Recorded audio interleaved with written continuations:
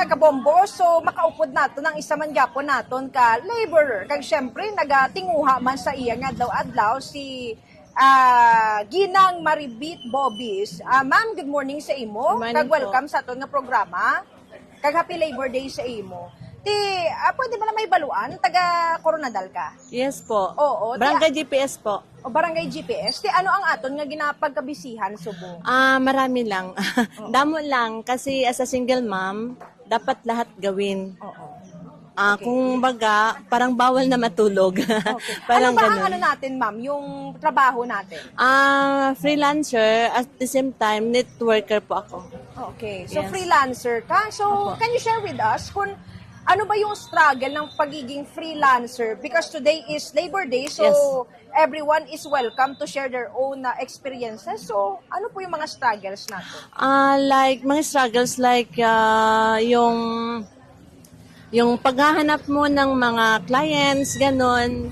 Kasi as a broker din kung minsan, yung ganon. Maraming mga struggles. Like, syempre, yung magka-convince ka ng tao, and then isi-share mo yung kung anong maganda doon sa produkto mo, like ganon, yung sa part ng trabaho ko po ngayon as networker. So, marami. Pero sa araw-araw, praise God and thanks God na nakakasurvive talaga. Okay. Pero ilang taon ka na bang freelancer? Since nawala po yung asawa ko. Okay. So ilan po yung anak niyo, ma'am? 4 po, 4. Okay. So napatapos na po ba kayo, ma'am? Sa ngayon, meron na po. Mga ilan po? Mga ilan po, ma'am, sa 4 yung anak?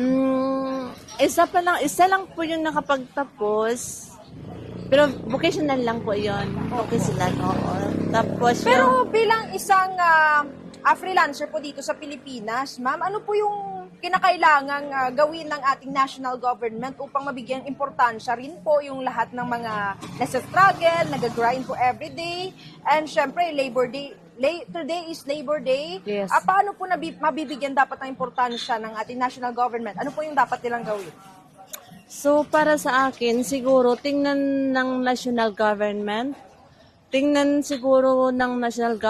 kung ano yung unang-unang pangangailangan po ng mga laborer, ganon, kung ano yung pwedeng maitulong, like, yung bigyan siguro ng mga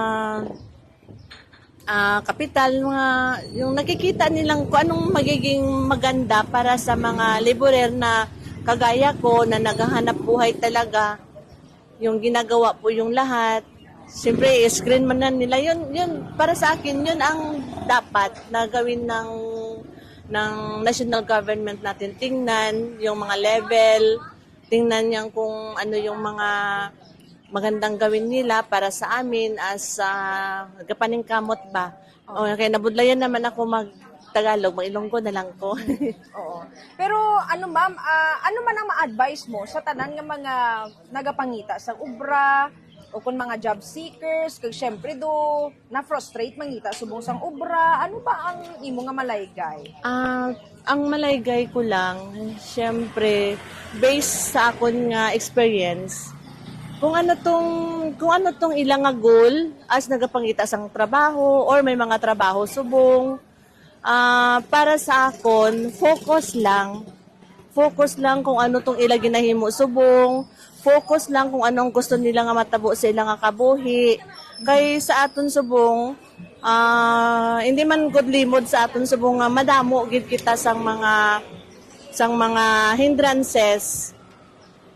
Sa family, like amo na siya. So ang akon lang gid nga ma-impart or ma-advise, focus lang sa kabuhi. Kumbaga, aton lang tawon kung ano tong dahilan kung nga nagapursige kita. Para sa akon kay apat akon nga kabataan, so ang akon nga goal or akon gid nga ginalantaw sa kabuhi ko akon mga anak, paano kami makasurvive amo sina kag tanan as a nanay, single mom, sa focus biggest why ko ba akon nga mga anak amo nang na siya direct lang kita focus lang kita kung anong atong ginahimo basta tanan para lang sa kaayuhan. Madam, gid nga salamat sa imo. Ma'am, kag Happy Labor Day. Thank you.